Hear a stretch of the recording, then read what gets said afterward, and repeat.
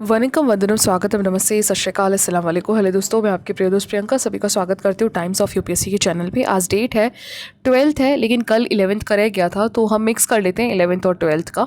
ठीक है, तो यहाँ पे सबसे पहले शुरू करते हैं मणिपुर के आर्टिकल से रिलेटेड है। देखिए क्या होता है, आपको पता है कि 2023 के मई मंथ से ही है ना, नियरली 2 साल होने वाले हैं। तो इसमें क्या हुआ था कि आपको पता है बहुत बड़ा वायलेंस हुआ वहाँ पे, है ना। मैतीज़ और जो कुकीज़ ट्राइब्स हैं इनके बीच में काफ़ी ज़्यादा वायलेंस चलता रहा। ठीक है, और यहाँ पे स्टेट गवर्नमेंट के द्वारा काफ़ी बार आर्टिकल्स हमने ये रीड किया है ना, डिस्कस किया कि स्टेट गवर्नमेंट के द्वारा कोई एक्शन सीवियरली एक्शंस नहीं उठाए गए। लेकिन हाँ, ये ज़रूर था कि जो चीफ मिनिस्टर थे वहाँ के बीरेन सिंह, उन्होंने रेजिग्नेशंस जो है रेकमेंड करा था गवर्नर को। ठीक है, क्योंकि जो सिटिंग सीएम होते हैं, अगर उन्हें रिज़ाइन करना होता है अपने पोस्ट से किसी भी रीज़न से, तो उन्हें जो है गवर्नर को इन्फॉर्म करना होता है। ठीक है, लेकिन गवर्नर ने जो है इस चीज़ को एक्सेप्ट नहीं किया। ठीक, लेकिन अभी न्यूज़ में क्या है, अब न्यूज़ में ये है कि जो गवर्नर हैं उन्होंने एक्सेप्ट कर लिया है मिस्टर बीरेन सिंह के रेजिग्नेशंस को। ठीक है, तो अब ये रिटायर हो जाएंगे, मतलब रिज़ाइन हो जाएंगे यहाँ से as a CM of Manipur से।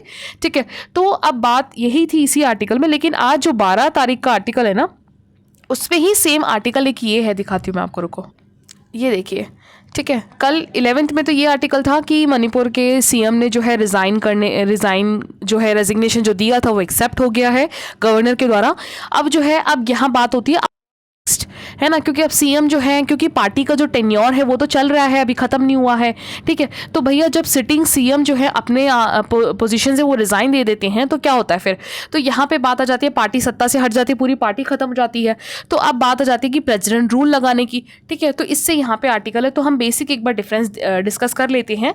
देखिए, आपके कॉन्स्टिट्यूशन, जो हमारा कॉन्स्टिट्यूशन है, कॉन्स्टिट्यूशन के अकॉर्डिंग आर्टिकल 356, ठीक है, ये बताता है कि प्रेसिडेंट रूल जो है स्टेट्स में लगने की जो सिचुएशन है वो क्या होती है, या फिर प्रेसिडेंट रूल लगाने के लिए कौन सा आर्टिकल यूज़ होता है। ठीक है, तो यहाँ पे बेसिकली बताया गया है कि जैसे प्रेसिडेंट है, ठीक है, प्रेसिडेंट के द्वारा, प्रेसिडेंट को जैसे गवर्नर ने इन्फॉर्म किया, अब स्टेट्स की इन्फॉर्मेशन कौन बताएगा, गवर्नर बताएगा। किसको, प्रेसिडेंट को, कि भैया जो स्टेट में पार्टी है, ठीक है, जो भी प्रेसिडेंट में पार्टी है वो अभी एलिजिबल नहीं है, या किसी कारणवश जो है, जैसे फॉर एग्जांपल कॉन्स्टिट्यूशनल रीजन या कॉन्स्टिट्यूशन के प्रोविजन के हिसाब से जो सरकार है वो नहीं काम कर रही है, तो आप जो है प्रेसिडेंट रूल लगा दो। ठीक है, ये किसके द्वारा बताया जाएगा, गवर्नर के द्वारा बताया जाएगा। ठीक है, तो अब ये सिचुएशन यहाँ सेम मणिपुर में चल रही है। ठीक है, तो यहाँ पे प्रेसिडेंट जो है अब प्रोक्लेम करेंगे। ठीक है, अब ऐसा नहीं है कि प्रेसिडेंट को बोलते तो प्रेसिडेंट सीधा नोटिफिकेशन निकाल लेंगे और लग जाएगा, नहीं, ये एक अच्छा खासा लंबा 2 महीने का प्रोसेस चलता है। 2 महीने के अंदर अंदर ना अब लोकसभा और राज्यसभा को यहाँ पे अपने पीरियड, यहाँ पे 2 मंथ के अंदर है ना अपना अप्रूवल देना होता है, यहाँ बिल पास होता है, मतलब यहाँ पे जो प्रोक्लेमेशन है वो पास होनी होती है दोनों ही सभा से, लोकसभा और राज्यसभा से। उसके बाद ही जो है प्रेसिडेंट रूल मणिपुर में लग सकता है। ठीक है, दूसरी बात, अगर मान लीजिए आने वाले 6 महीने तक प्रेसिडेंट रूल लग गया और लगता है तब तक, है ना, तब तक इलेक्शन कमीशन जो है, ठीक है, स्टेट के इलेक्शन कमीशन जो है, इवन स्टेट की तो इलेक्शन कमीशन क्या होगी, जो नेशनल की इलेक्शन कमीशन है वो ये बताती है कि मणिपुर में अभी भी सिचुएशन सही नहीं हुआ है, या पार्टी का टेन्योर सही नहीं हुआ है, अभी बचा हुआ है, या फिर उसको लगता है कि इलेक्शन हम री इलेक्शन नहीं कंडक्ट करा सकते हैं, तो क्या हो सकता है कि प्रेसिडेंट जो प्रेसिडेंट रूल था इसको एक्सटेंड करवा सकते हैं नेक्स्ट विद इन 6 मंथ के लिए। लेकिन ये सिर्फ और सिर्फ 3 साल के अंडर ही होगा, 3 साल तक ही होगा। हर साल, हर 6 महीने के बाद आपको एक्सटेंड करवाना पड़ेगा वापस से लोकसभा और राज्यसभा से। ठीक है, तो ये चीज़ है। और इसके अलावा अगर हम एक बार बैकग्राउंड देखें तो देखिए, प्रेसिडेंट रूल ओवरऑल 1950 के बाद, आज़ादी के बाद बहुत बार लग चुका है हमारे स्टेट्स में, 134 टाइम्स में 29 स्टेट्स और यूटीज़ में लग चुका है। ठीक है, जैसे अगर आप मणिपुर यूपी में देखोगे तो 10 बार से ज़्यादा लग चुका है। जम्मू कश्मीर पंजाब में भी 1950 के बाद से अनगिनत बार, 12-10 बार लग चुका है। ठीक है, और अभी तक यूटीज़ में देखोगे तो पुडुचेरी में सबसे ज़्यादा लंबा लगा है, 7 साल का प्रेसिडेंट रूल। ठीक है, और अगर हम सुप्रीम कोर्ट के वर्डिक्ट की बात करें तो देखिए, जो 1994 का था SR Bombay versus union of India में, सेंटर स्टेट रिलेशंस में यहाँ पे जब बात हुई थी कि अगर सेंटर को लगता है, प्रेसिडेंट को लगता है कि स्टेट जो है सही तरीके से कॉन्स्टिट्यूशन प्रोविजंस के अकॉर्डिंग जो है रूलिंग नहीं कर रहे हैं, तो वो प्रेसिडेंट रूल लगा सकते हैं।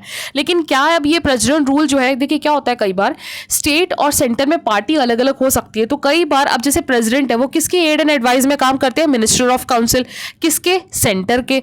तो कई बार ऐसा भी तो हो सकता है ना कि सेंटर जानबूझ के लोकल की पार्टी या स्टेट की पार्टी को डिग्रेड करने के लिए प्रेसिडेंट रूल लगा रही है। ठीक है, तो अब बात आ जाती है कि इसकी जो जस्टिफिकेशन है वो कैसे क्लैरिफाई हो। तो यहाँ पे सुप्रीम कोर्ट ने कहा बम्बई केस में कि भैया ये जुडिशियल रिव्यू के अंडर में आएगा कि प्रेसिडेंट जो भी अनाउंस कर रहे हैं प्रोक्लेमेशन कि इस फलाना फलाना स्टेट में जो है, अब जैसे मणिपुर के केस में ले लीजिए, मणिपुर के केस में प्रोक्लेमेशन लगाया जाएगा राज्यसभा और लोकसभा में कि यहाँ पे हमें इमरजेंसी लगानी है। तो इन्होंने जो रीजन बताया ना वो जुडिशियल रिव्यू के अंडर में होगा। ये नहीं प्रेसिडेंट रूल गलत है सही नहीं, इससे मतलब नहीं है, लेकिन जो आपने रीजन बताया है कि किस रीजन से यहाँ पे लगाया जा रहा है, ठीक है, वो जो है जुडिशियल रिव्यू के अंडर में होगा, ताकि जो है जुडिशरी इस चीज को, ट्रांसपेरेंसी को चेक कर सके, कहीं ऐसा ना हो कि मिसयूज किया जा रहा है पावर का। ठीक है, तो ये एक बेसिक था। तो 2 दिन के आर्टिकल्स में ये दोनों एक चीज़ आ गई। नेक्स्ट आर्टिकल चलते।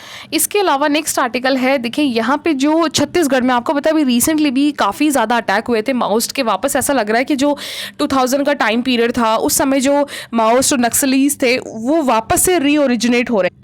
जैसे अभी 2023 में दिसंबर तक की बात करोगे तो छत्तीसगढ़ में विष्णुदेव साई गवर्नमेंट थी उनकी, उन्होंने कहा कि काफ़ी ज़्यादा ऑफेंसिव अटैक किया जा रहा है इस बार, लेकिन हम भी फिर भी जो है यहाँ पे जैसे अगर आप देखोगे तो 1000 माओइस्ट ने अटैक किया है। यहाँ पे 925 इंजरीज हुए हैं। काफ़ी ज़्यादा CAPF जो CRPF BSF के जो फोर्सेज हैं, जो हमारे सोल्जर्स हैं, उन्हें भी बहुत ज़्यादा जो है इस सिचुएशन का फेस करना पड़ा। काफ़ी लोगों के सोल्जर्स की डेथ भी हुई है वहाँ, नॉर्मल कॉमन लोग्स की भी डेथ हुई है। ठीक है, तो ये काफ़ी वापस इशू जो है उभर रहा है। ऑल्दो अभी जो है रिसेंट ऑपरेशन हुआ है जिसमें BSF CRPF और ITB जो बटालियन है, ठीक है, इन्होंने मिलकर जो है अभी वापस से कोऑर्डिनेट करके सिक्योरिटी फोर्स को टाइट किया है इन रीजन्स में। ठीक, तो यहाँ पे राइट एक चीज़ और बता रहे हैं, जैसे कि आपको पता होगा कि 2000 जैसे अगर मनमोहन सिंह जब फॉर्मर प्रेसिडेंट प्राइम मिनिस्टर थे 2009 के आसपास, इन्होंने कहा था ये बात कि जो माओइज्म है स्पेशली जो छत्तीसगढ़ में ना रहते हुए महाराष्ट्र तक के रीजन में फैल चुका है, वो धीरे धीरे अब आने वाले टाइम में कम हो गया है। 2000 में ये 220 के आसपास माओइस्ट एक्टिव थे इन रीजन्स में, लेकिन अब वो 40 हो गया। लेकिन ऐसा देखने को मिल रहा है कि अब ये धीरे धीरे ना स्प्रेड होते हुए तेलंगाना, आंध्रा, झारखंड, बिहार और साउथ छत्तीसगढ़ में अभी भी कहीं ना कहीं ये पल रहा है। ठीक है, लेकिन हाँ ऑल्दो नो डाउट पहले से अब जो है काफ़ी ज़्यादा कंट्रोल में है। सेंट्रल गवर्नमेंट ने अच्छा खासा इस पर जो है तंग कसा है। ठीक है, तो ये एक बेसिक था। ये एक्चुअली ये ना मेंस का है और इंटरनल सिक्योरिटीज़ में है। एज ए एग्जांपल के लिए आप यूज़ सकते हो कि अभी भी काफ़ी ज़्यादा एक्टिव है और गवर्नमेंट भी काम कर रही है इस चीज़ पे। ठीक है, इसके अलावा नेक्स्ट आर्टिकल है इंडिया और ये जो यूरोपियन फ्री ट्रेड एसोसिएशन है। देखिए वैसे तो ये अगर ये देखा जाए तो 2024 में ही इसका जो है एग्रीमेंट शुरू हो गया था। इवन उससे भी पहले थोड़ा सा देखोगे तो अगस्त 2023 में क्या है, मैं इसका एक बार ब्रीफ बता देती हूँ आपको। देखिए यूरोपियन फ्री ट्रेड एसोसिएशन ना, ये वैसे तो ऑर्गेनाइजेशन बना 1960 में था। ठीक है, इसमें ना 4 कंट्री हैं, आइसलैंड, लिechtenstein, नॉर्वे एंड स्विट्जरलैंड। अब ये 4 नेशंस मिलकर ना इंडिया के साथ ये MOU साइन कर रहे हैं कि ये 4 नेशंस जो हैं इंपोर्ट एक्सपोर्ट करेंगे इंडिया के साथ। जो भी नई टेक्नोलॉजीज होंगी, जो भी आर्टिफिशियल इंटेलिजेंसी होगा, चिप होगा, इलेक्ट्रिक व्हीकल्स होंगे, जो भी चीज़ें हो सकती हैं, ठीक है, गुड्स सर्विसेज जो होंगी, ये फ्री ट्रेड एसोसिएशन के अंडर में किया जाएगा। ये अभी साइन हुआ है 2023 के आसपास। ठीक है, तो यहाँ पे इसमें मेनली जो है जैसे इसके अंडर में ही एक एग्रीमेंट है ट्रेड इकोनॉमिक पार्टनरशिप का। ठीक है, इसमें भी जो है यहाँ पे नियरली 14 चैप्टर्स के अंडर में मेनली फोकस किया जाएगा, जैसे कि rules of origin, trade facilitation, सब चीज़ें। और ट्रेड ऑफ इकोनॉमिक पार्टनरशिप की बात करें तो इंडिया इससे पहले 4 नेशंस के साथ, चौथा नेशन है इनका ये, लेकिन इससे पहले 3 कर चुका है। 3 के साथ मॉरिशस, UAE, ऑस्ट्रेलिया, उसके बाद चौथा इन यूरोपियन यूनियंस के साथ कर रहा है ये ट्रेड, फ्री ट्रेड का। ठीक है, तो इस ट्रेड की बात करें, जैसे आइसलैंड, लिechtenstein, नॉर्वे, स्विट्जरलैंड की बात करें तो हम इंपोर्ट भी करेंगे और एक्सपोर्ट भी करेंगे। लेकिन इंडिया की तरफ देखें ना तो अभी हमारा टोटल जो ट्रेड ऑफ बैलेंस होता है, क्या होता है, एक्सपोर्ट और इंपोर्ट दोनों मिलाकर आपका पॉजिटिव में होना चाहिए, लेकिन यहाँ पे माइनस में है। ठीक है, माइनस में यानी थोड़ा सा हमारे लिए घाटा है क्योंकि हम इंपोर्ट ज़्यादा कर रहे हैं और एक्सपोर्ट हम कम कर रहे हैं। ठीक है, तो इसी पे ही ये आर्टिकल है। ऑल्दो ये आर्टिकल पुराना है, ठीक है, लेकिन फिर भी हम एक बार डिस्कस कर लेते हैं। तो देखिए इसमें राइटर क्या बताना चाह रहे हैं कि जिस तरीके से हमने 2023 के अगस्त में ना मून पे, जब हमने मून के साउथ पोल पे हमने अपना कदम रखा तो एक वो हिस्टोरिकल मोमेंट था। तो सेम ही ये वाला जो कोलैबोरेशन होगा ग्लोबल ट्रेड में टेक्नोलॉजी एडवांसमेंट के लिए, एम्बिशियस अचीवमेंट्स के लिए एक बहुत बड़ा, एक अच्छा खासा एक जो है अपना एक जो क्या बोल सकते हैं कि डेवलपमेंट के लिए एक बहुत अच्छा एक कदम हो सकता है। ठीक है, तो इकोनॉमिक टाइज जो होगा, EFT जिसको बोलेंगे, ये 4 नेशंस के अंडर में होगा, आइसलैंड, लिechtenstein, नॉर्वे एंड स्विट्जरलैंड में। ठीक है, तो इंडिया बहुत ही इमेंस पोटेंशियल रख रहा है और ये इन नेशंस को दिख रहा है स्पेशली। ठीक है, तो यहाँ पे ये नेशंस जो है अभी एक्चुअली क्या हो रहा है ना, इनके ना कम से कम 100 विजिटर्स ना अभी इंडिया आ रहे हैं विजिट करने के लिए, ये देखने के लिए कि इंडिया में हम किस किस फील्ड में इन्वेस्ट कर सकते हैं, किस किस फील्ड से हमें जो है चीज़ें यहाँ पे एक्वायर करने की ज़रूरत है, क्या है।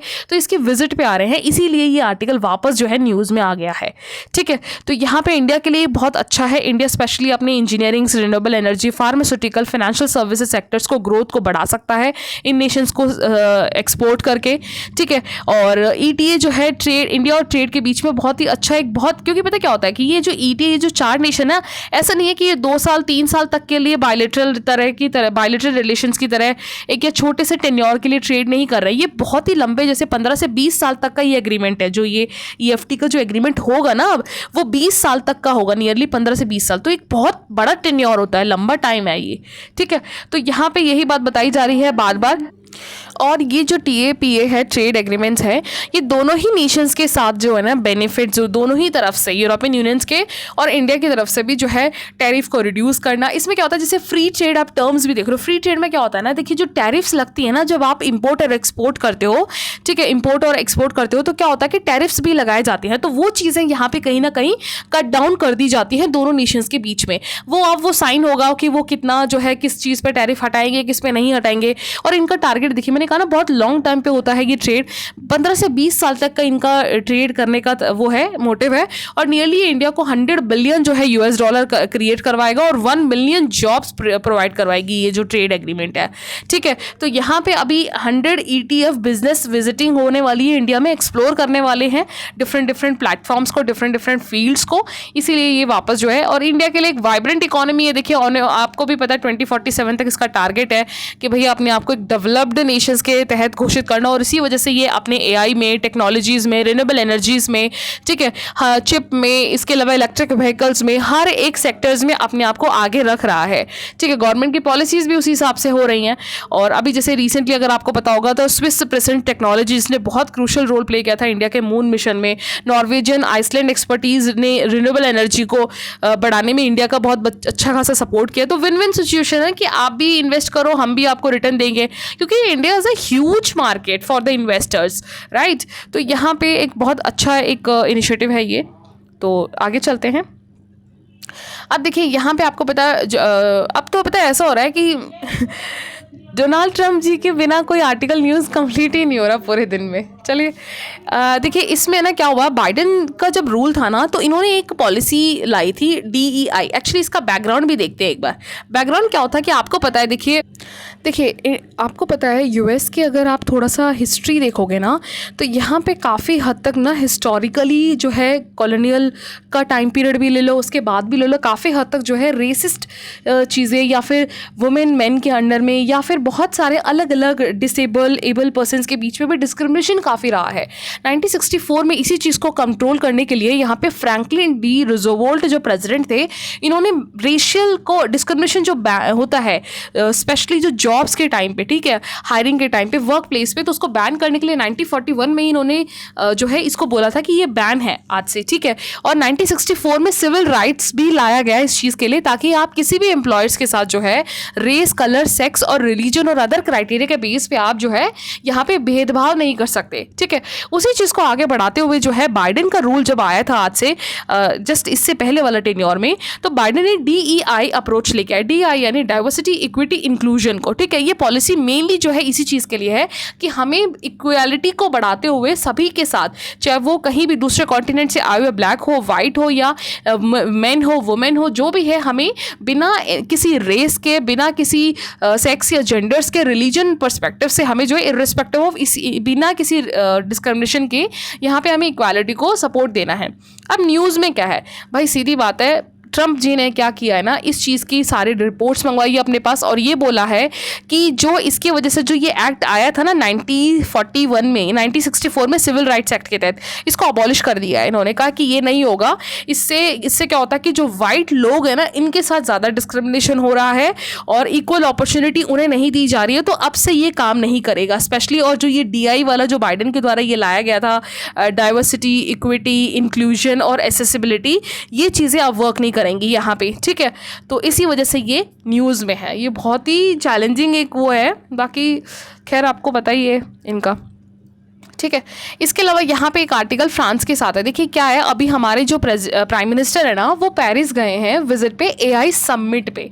ये थर्ड एआई समिट हो रहा है। कहाँ हो रहा है? ये फ्रांस में हो रहा है, पेरिस में, ठीक है। तो एक बार इसका मैं ब्रीफ हिस्ट्री बता देती हूँ आपको। देखिए सबसे पहले एआई समिट ना आपका जो है ये ब्लेचे पार्क समिट था। तो ये जो ब्लेचे पार्क है ना, ये है आपके यूके में, ठीक है। तो यहाँ पे मेनली 28 कंट्री मेजरली आई थी। इसमें इंडिया भी था, यूएस, चाइना, यूरोपियन यूनियन, ठीक है। यहाँ पे मेनली डिस्कस किया गया था definition of frontier AI safety की बात करी गई थी। 2023 में हुआ था ये समिट।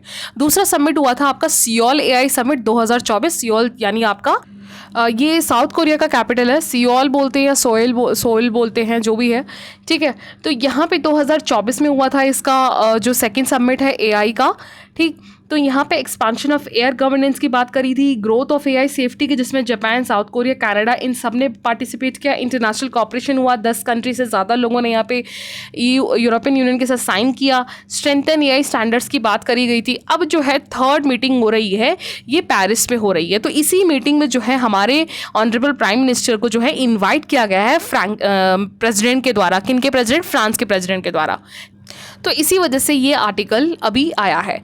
तो यहाँ पे देख लेते हैं। देखिए ऑल्दो यहाँ पे आपको पता है पूरा जो है बेसिक बताया जाएगा कि किस तरीके से इंडिया और फ्रांस का जो है काफ़ी अच्छा खासा रिलेशन रहा है। अभी जैसे इस एआई समिट्स में इंडिया को बुलाना एक ग्लोबली लीडर के फॉर्म में एक ब्रेक थ्रू है, क्योंकि आपको भी पता है इंडिया जो है अपने ब्लॉक टेक्नोलॉजी हो, क्रिप्टो करेंसी हो या एआई हो, है ना, इलेक्ट्रिक व्हीकल्स हो, कितने सारे डिफरेंट टेक्नोलॉजीज जो भी अभी इमर्जिंग टेक्नोलॉजीज है, ChatGPT है, जिसमें भी है, वो अपने आप को आगे रख रहा है अपनी तरफ से, ठीक है। तो इसी वजह से इंडिया की यहाँ पार्टनरशिप जो है या इंडिया का जो इन्वॉल्वमेंट है वो एक बहुत बड़ा रोल प्ले करता है। ऊपर से इंडिया एक बहुत बड़ा मार्केट भी है, ठीक है। ऑल्दो 2015 में ही जो है फ्रांस ने इंडिया के साथ मिलकर जो है सोलर अलायंस के साथ भी जो है जो पेरिस क्लाइमेट कॉन्फ्रेंस में हुआ था कि हमें जो है नॉन रिन्यूएबल एनर्जीज को बढ़ावा देना है, तो वो साइन भी किया था अंडर द को chair of coalition of disaster resilient infrastructures के अंडर में।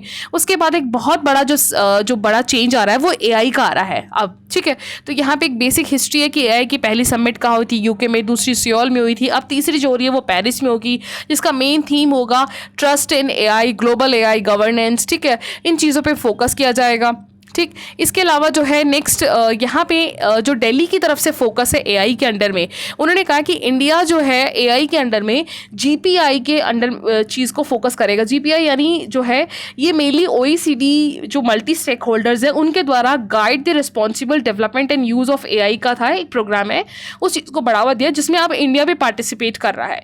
इसके अलावा ब्राइडिंग करना एआई डिवाइड को, ग्लोबल साउथ प्रायोरिटीज़ पे फोकस करना, एआई का किस तरीके से साउथ जो ओशंस हैं उन नेशंस में यूज़ किया जाए, ठीक है। तो इस तरीके से इंडिया और फ्रांस का जो है यहाँ पे एक टाइप देखा जा रहा है एक बेहतरीन सेक्टर्स में। अब आने वाली बात है अभी, और रिसेंटली आपको पता है कि जो हमारा अभी जो 26 जैन के रिपब्लिक डे पे था उसमें भी जो है मैक्रोन को एज अ चीफ गेस्ट बुलाया गया। और फ्रांस के साथ जो है हमने काफ़ी ज़्यादा जो मरीन्स हैं, जैसे 75 स्कॉर्पियन प्रोजेक्ट्स हो गया, 26 राफेल एम फाइटर्स हो गया, नेवी के जितने भी एयरक्राफ्ट्स हैं, मेजर एयरक्राफ्ट्स का जो लेन देन है वो फ्रांस से काफ़ी रहा है। यानी इंडिया और फ्रांस का जो रिलेशन है ना वो काफ़ी ज़्यादा ट्रस्टवर्दी रहा है, ठीक है। तो ये चीज़ एक अब देखने वाली बात है। अब आने वाले टाइम पे पता चलेगा और कितना होता है, ठीक है। इसके अलावा यहाँ पे कुछ बताया गया है कि जैसे पीएम और फ्रांस के जो प्रेसिडेंट है वो इंटरनेशनल थर्मामीटर एक्सपेरिमेंटल रिएक्टर की जो मर्सली में है उसकी विजिट करेंगे, क्योंकि इंडिया और फ्रांस का फोकस है फ्यूजन टेक्नोलॉजी प्रोजेक्ट्स पे काम करना इन फ्यूचर, ठीक है। इसके अलावा यहाँ पे जो है एक इंडिया फ्रांस ट्रायंगुलर डेवलपमेंट भी कॉपरेशन किया जाएगा, ठीक है। तो बहुत सारी चीज़ें हैं, अब देखते हैं आगे क्या होता है, ठीक है। तो इसके अलावा नेक्स्ट आर्टिकल है, यहाँ पे देखिए क्या होता है कि जनवरी का मंथ है नदर्न हेमिस्फेयर में, आपका ये नदर्न हेमिस्फेयर है, ये सदर्न हेमिस्फेयर में, तो अभी सन तो आपके सदर्न हेमिस्फेयर में है, ठीक है। तो यहाँ पे इक्वेटर तक तो आता है सन, लेकिन यहाँ पर ट्रॉपिक ऑफ जो कैंसर है, tropic of Cancer, tropic of Capricorn, ठीक है। यहाँ कैप्रिकॉन पे तो है ये पूरी तरीके से, है ना, सदर्न हेमिस्फेयर में 6 महीने तक गर्मी रहेगी। अभी यहाँ पे विंटर चल रहा है, अभी फेब मार्च तक चलेगा, मार्च से ऑटम सीजन शुरू हो जाएगा। तो जो ट्रॉपिक ऑफ कैंसर तक जब तक सन नहीं आ जाता तब तक लानिना का सीजन बना रहता है, यानी बारिश बनी रहती है कहाँ पे, स्पेशली जो आपका साउथ अमेरिका के कोस्ट पे होता है। आपको पता है 3 फिनोमिना है, देखिए आपने बहुत बार पढ़ा होगा, ये कोई नया टॉपिक तो नहीं होगा। एनसो जिसको बोलते हैं, ठीक है, इसमें 3 फिनोमिना होता है। एक होता है एल नीनो, एक होता है ला नीना, एक होता है न्यूट्रल। न्यूट्रल होता है जिसमें बेसिकली आपका जो पैसिफिक है, यानी आप ये ले लीजिए, ये आपका थोड़ा मैप बहुत ही वाहियात बना है मेरा, ठीक है, ये आप ले लीजिए, और यहाँ पे ऑस्ट्रेलिया, ठीक है, ये पैसिफिक है। यहाँ से विंड जो है शिफ्ट होती है, ये ईस्ट कोस्ट से, पैसिफिक के ईस्ट कोस्ट से वेस्ट की तरफ, ठीक है, यानी ये इंडियन ओशन आ जाता है आपका, ठीक है, ये वेस्ट से, ये न्यूट्रल होता है। लेकिन एल नीनो में क्या होता है कि यहाँ पे हाई प्रेशर, यहाँ पे टेम्परेचर ज़्यादा हो जाता है यानी लो प्रेशर, और यहाँ हाई प्रेशर हो जाता है, हाई टू लो की तरफ शिफ्ट होता है, तो उसको एल नीनो बोलते हैं। जिसमें पेरू के तट पे या पेरू का जो कोस्ट होता है, यहाँ पे बारिश बहुत ज़्यादा होती है, गर्मी बहुत ज़्यादा होती है, हीट वेव्स का काम करता है। किसमें? एल नीनो में। उस समय इंडियन ओशंस में भी बारिश नहीं होती, ड्रॉट का सीजन होता है एल नीनो में। न्यूट्रल में बैलेंस है। ला नीना में क्या होता है कि आपका इंडियन ओशन की तरफ बारिश होती है, ठीक है, और टेम्परेचर यहाँ हाइक रहता है। लेकिन अभी जो है ला नीना में बताया जा रहा है कि रेनफॉल जो होना था वो नहीं हुआ है, प्रिवेलिंग विंड्स जो चलनी चाहिए थी वो नहीं हुई है। ये किसने बताया? यूरोपियंस के जो Copernicus climate change service C3S जिसको बोलते हैं, उनके द्वारा यहाँ पे डेटा बताया जा रहा है। और जनवरी का जो मंथ, जो विंटर का सीजन होता है, विंटर का टाइम पीरियड होता है, ग्लोबल एवरेज टेम्परेचर इसका काफ़ी ज़्यादा हाइक है अभी तक का, 1850 से लेकर 1900 के बाद से, ठीक है। तो ये एक न्यूज़ में है बेसिकली। और ये भी बताया जा रहा है कि टेम्परेचर बढ़ने का एक रीज़न ये है कि अभी ना वेस्टर्न कंट्रीज़ के द्वारा एयर प्योरिटी के लिए काफ़ी पॉलिसीज़ चलाई जा रही है। कि जैसे क्या होता है, इन्वायरमेंट में एरोसोल्स पार्टिकल्स होते हैं, डस्ट पार्टिकल्स होते हैं, वो क्या करता है, सन की रेजेस को नीचे पेनिट्रेट करने नहीं देती। अगर आप इन एरोसोल्स को, इन डस्ट पार्टिकल्स को हटा लोगे तो ये ना सन रेजेस जो है सीधा सीधा आपका इफेक्ट आएगी। तो कहीं ना कहीं बताया जा रहा है कि जैन में टेम्परेचर बढ़ने का रीज़न है कि ये एयर पॉलिसीज़ भी हैं, ठीक है। तो ये एक आर्टिकल था। नेक्स्ट चलते हैं। देखिए नेक्स्ट आर्टिकल ट्रम्प जी के पे ही है। अभी आपको पता है पहला इन्होंने आते ही जो है टैरिफ लगाया था कनाडा पे, मैक्सिको पे, चाइना पे। अब दूसरा टैरिफ लगा दिया, ऑल्दो इस पे कनाडा और मैक्सिको वाले जो पहला वाला टैरिफ था उसको तो एक्सटेंड कर दिया कि 30 दिन तक ये पॉज रहेगा, उसके बाद डिस्कशन के बाद देखा जाएगा, ठीक है। लेकिन अब दूसरा टैरिफ आ गया है, पहले वाले सोल्यूशन से पहले ही दूसरा इन्होंने लगा दिया। जो आयरन स्टील होती हैं, जितने भी स्टील और एल्यूमिनियम इंपोर्ट करता है यूएस से, specially Canada, Mexico, Brazil, south Korea nation से इंपोर्ट होता है स्टील एंड एल्यूमिनियम, तो उसमें नियरली 25% का टैरिफ लगा दिया है। तो ये बहुत ही ज़्यादा क्रूशियल सिचुएशन क्रिएट होती जा रही है यूएसए के इन एग्जीक्यूटिव ऑर्डर्स का, ठीक है। तो यहाँ पे यही बताया जा रहा है, क्योंकि देखिए क्या होता है कि अब जब आप बहुत बड़े इंपोर्टर हो, पहली बात तो यूएसए सेल्फ डिपेंड नहीं है इन चीज़ों पर, अब इंपोर्टर हो, अब क्या होता है कि जो नेशंस बना रही हो उस पर आप टैरिफ लगा दोगे, तो जैसे कनाडा, मैक्सिको, साउथ कोरिया जो प्रोडक्ट बनाएंगे उसका जो कॉस्ट है वो ज़्यादा हाइक हो जाएगा, उनकी जो डिमांड है वो कम हो जाएगी, ठीक है। तो ये बहुत बड़ा एक जो इकोनॉमिकली जो है एक बहुत बड़ा विशियस साइकिल क्रिएट करने वाला है, ऐसा राइटर का कहना है। और रही बात अगर हम इंडिया के पर्सपेक्टिव से देखें तो देखिए इंडिया अभी ना यूएसए को तो बहुत ही कम एक्सपोर्ट करता है, स्पेशली ये आयरन एंड स्टील जैसी चीज़ें देखोगे तो स्टील तो हम 450 मिलियन ही करते हैं, लेकिन एल्यूमिनियम अच्छा खासा एक्सपोर्ट करते हैं 820 मिलियन वर्थ का, लेकिन वो भी मिलियन में ही है, हम बिलियन में नहीं है अभी, ठीक है। तो ये सारी चीज़ें, हम एग्रीकल्चर प्रोडक्ट ज़्यादा एक्सपोर्ट करते हैं यूएसए को रेदर देन बाकी प्रोडक्ट के, ठीक है। तो लेकिन यहाँ पे अब पता है दिक्कत कहाँ आ रही है। अब मान लीजिए कनाडा है, मैक्सिको है, साउथ कोरिया है, ठीक है। अब इन नेशंस में यूएसए ने टैरिफ लगा दिया, तो भाई अब ये क्या करेंगे, ये मुंह थोड़ी ताकेंगे, अब ये दूसरा मार्केट ढूंढेंगे, और इंडिया बहुत बड़ा मार्केट है, ठीक है। तो अब बात प्रॉब्लम यहाँ आ जाएगी, इन नेशंस के द्वारा डंपिंग करने की सिचुएशन क्रिएट होने के चांसेस बढ़ जाएंगे। डंपिंग का मतलब क्या होता है कि जो भी कंपनी कोई प्रोडक्ट बनाती है वो जो भी कॉस्ट बियर करती है अपने नेशंस में, उससे कम प्राइस में वो किसी दूसरे नेशंस को बना के देती है या दूसरे देशों को एक्सपोर्ट कर देती है ना, तो उसको डंपिंग कहते हैं।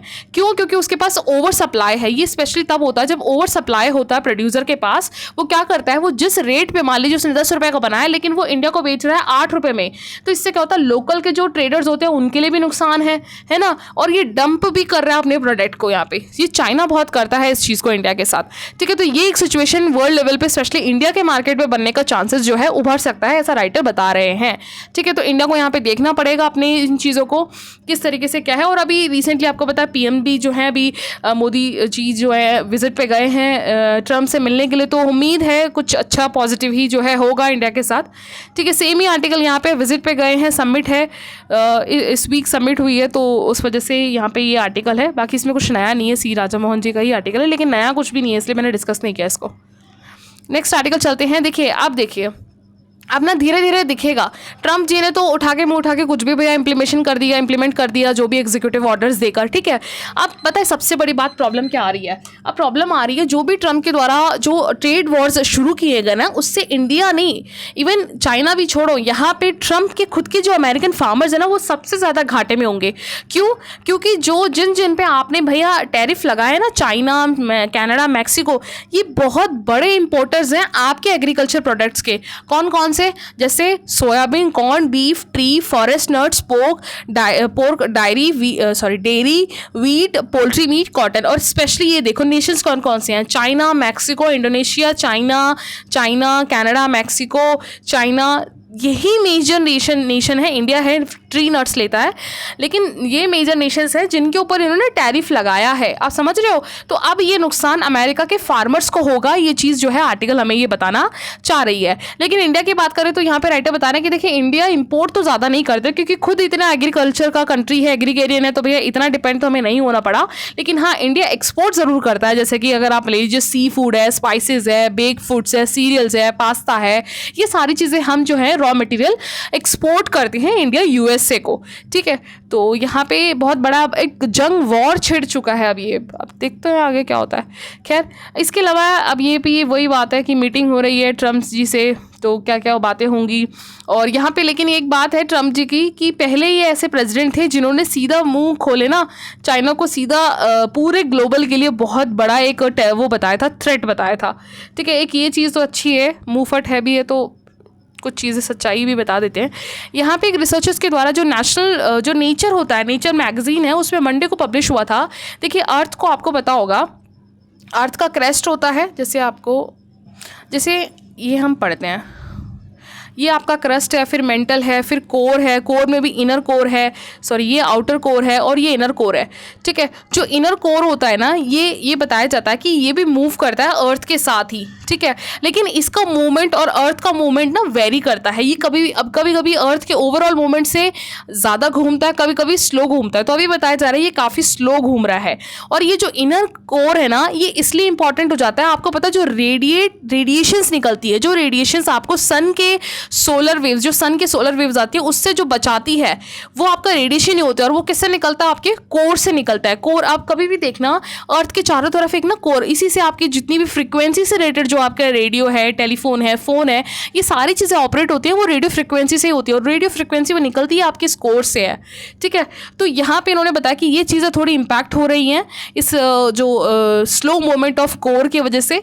तो ये स्टडी बताई जा रही है और इन्होंने कहा कि इससे ना हमारे जो डे का लेंथ है वो भी इम्पैक्ट होगा। ठीक है, तो ये एक स्टडी है। तो बेसिक आप एक बार क्रस्ट कोर के हाइट और ये वेव्स के बारे में पता लगा लेना। और ये स्टडी हुई कैसे, अर्थक्वेक का जो पेयर्स होते हैं ना, काफ़ी लंबे टाइम से 1991 से लेकर 2000 के पेयर्स के बेसिस पे यहाँ पे स्टडी करी गई है। ठीक है, इसके अलावा ये प्रेसिडेंट रूल वाला था, तो ओवरऑल ये आर्टिकल है। ठीक है, 2 दिन का। Thank you.